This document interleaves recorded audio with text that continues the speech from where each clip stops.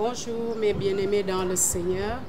J'espère que vous vous êtes bien réveillés ce matin. Moi, par la bonne grâce de Dieu, je me suis bien réveillée et dans la paix de notre Seigneur Jésus. Et je pense que c'est votre cas. Donc ce matin, mon encouragement porte dans le livre de Romains 9 au verset 21.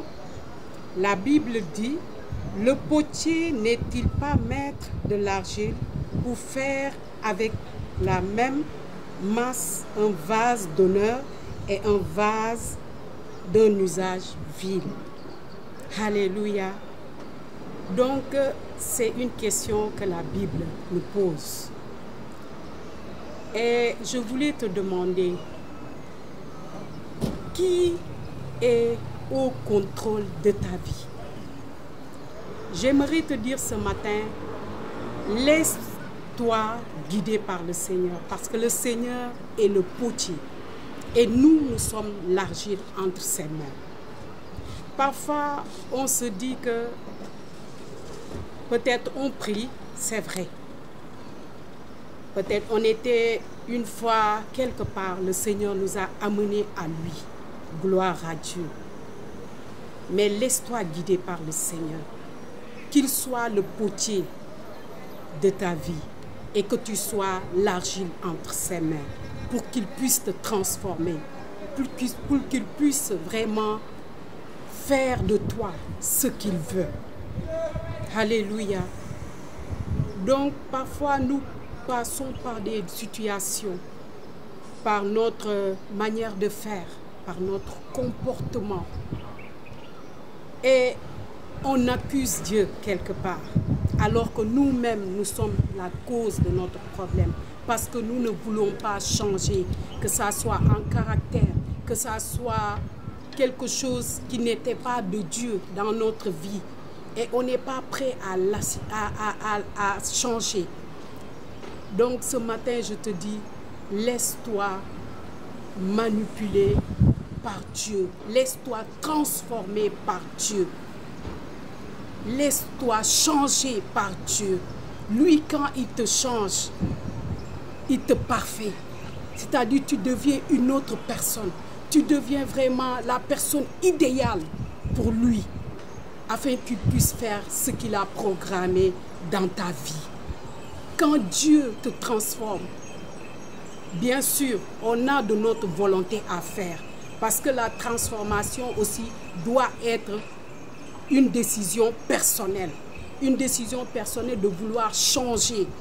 On ne peut pas mal se comporter dans le monde et une fois en Christ, continuer de se comporter comme on l'était avant.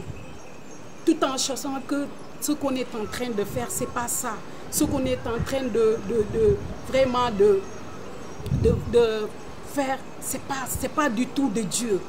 On est conscient de cela, mais on ne veut pas changer. Parce qu'on se dit parfois, je suis comme ça, c'est ma nature. C'est des mots qu'on utilise souvent. Personne ne peut me changer. Alors que tu oublies une chose, c'est Dieu qui t'a amené à lui.